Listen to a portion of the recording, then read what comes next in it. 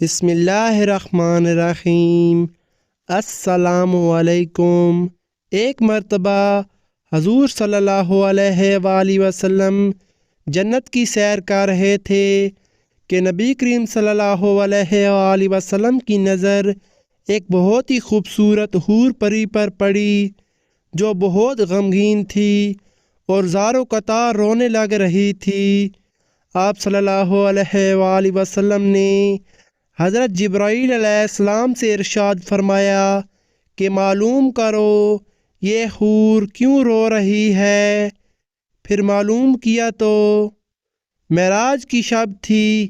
سارا عالم بالا سلطان کونین کے خیر مقدم کے لیے چشم بھرا تھا۔ ملائکہ و مرسلین کے جھرمٹ میں شاہانہ تذک و احتشام کے ساتھ سرور کائنات صلی اللہ علیہ وآلہ وسلم کی سواری پہنچی۔ سلامی کے لیے قدسیوں کے بیڑے جھک گئے، عرش کا پرچم سرنگوں ہو گیا۔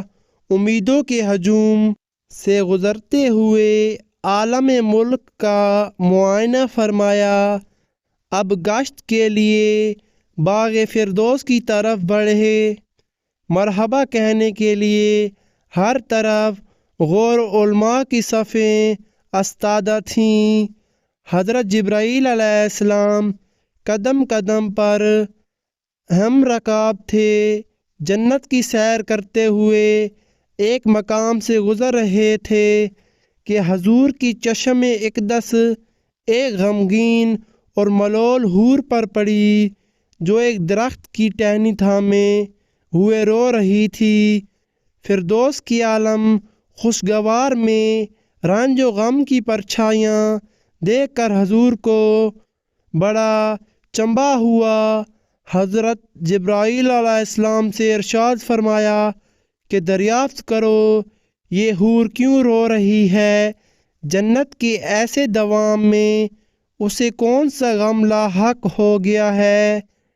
حضرت جبرائیل علیہ السلام نے اس کے قریب پہنچ کر کہا، کیا تجھے معلوم نہیں کہ سلطان کونین نے جنت میں قدم رکھا؟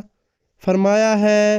جواب دیا کہ معلوم ہے، جا بھی تو غمگین فریادیوں کی طرح اپنا حال بنا رکھا ہے کہ ان کی نگاہ رحمت میرے اوپر پڑے اور وہ میرا حال دریافت کر لیں۔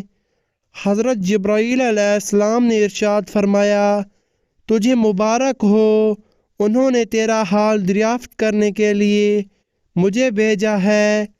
جواب کے انتظار میں حضور صلی اللہ علیہ وآلہ وسلم کی سواری رکی ہوئی تھی۔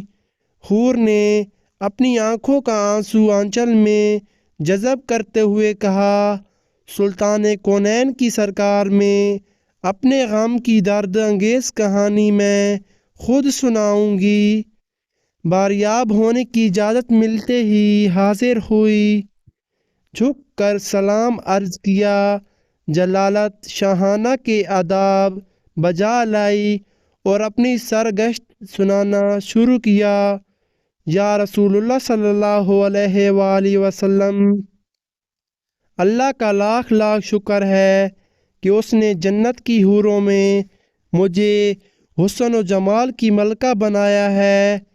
آٹھوں جنتوں میں میری طلعت و زیبائی کا کوئی حریف نہیں ہے، اور میرے درخشاں عارض کی جو دت فردوس کے باموں در پر پھیلی ہوئی ہے، اگر بے نقاب ہو جاؤں تو دیکھنے والوں کی آنکھیں خیرہ ہو جائیں اور جنت میں دوپہر کا اجالا پھیل جائے۔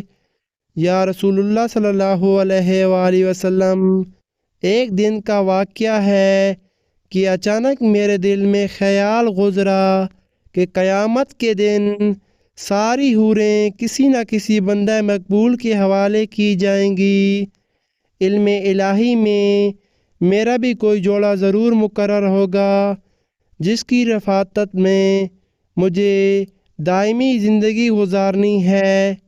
یہ خیال آگے بڑھتے بڑھتے ایک آرزو کی صورت میں تبدیل ہو گیا، یہاں تک کہ جنت کی ایک خوشگوار سحر کے وقت میں نے اللہ رب العزت کی بارگاہ میں یہ التجا پیش کی، الہی العالمین، تیری نعمت و احسان کے آگے میری پیشانی ہمیشہ خم رہے گی کہ تو نے مجھے حسن کی بے مثال خلقتوں سے سرفراز کیا ہے۔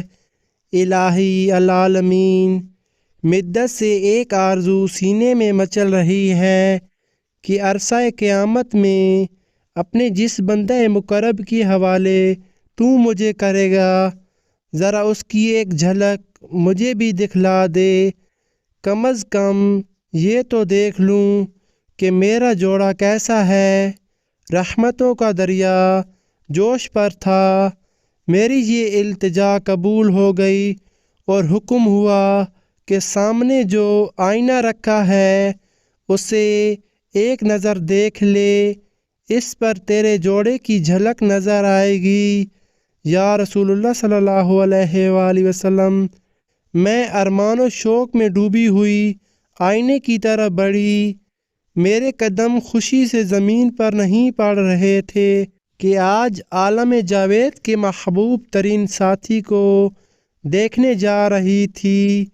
میری آنکھوں کے پیمانے سے جلووں کی شراب ٹپک رہی تھی۔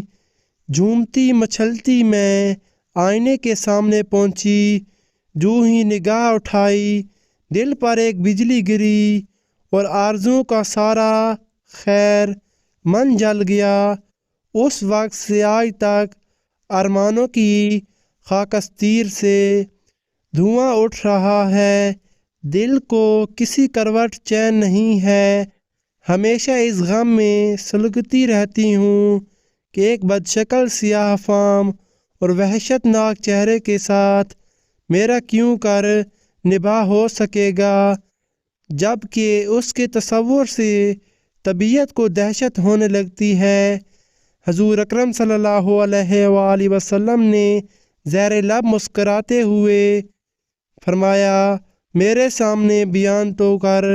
اس نے ٹھنڈی آہ بھر کر کہا، سر سے پاؤں تک مجسم سیاہی، خوفناک اندھیرا، چھوٹی چھوٹی آنکھیں، موٹے موٹے ہونٹ، چوڑے چکلے دانت، چیٹی ناک، بڈھا چہرہ اور تنگ و تاریک پیشانی، قد و قامت بھی بالکل بے ڈھنگا، چشم و نور میں نکھری ہوئی چاندنی اور گل و لالہ کی بہاروں کے ساتھ اس وحشت مجسم کا پیوند کیوں کر جوڑا جا سکتا ہے۔ وہ جب اپنی بات ختم کر چکی تو حضور صلی اللہ علیہ وآلہ وسلم نے سر اٹھایا، آنکھیں غیرت جلال سے سرخ ہو گئیں، ارشاد فرمایا، تو نے سراپا ایک مومن وفاق عیش اور نگار خانہ ہستی کے ایک گوہر نایاب کو پا کر تو غم نصیبی کا شکوہ کر رہی ہے۔ کیا تجھے معلوم نہیں کہ بلال میرا عاشق مجسم ہے؟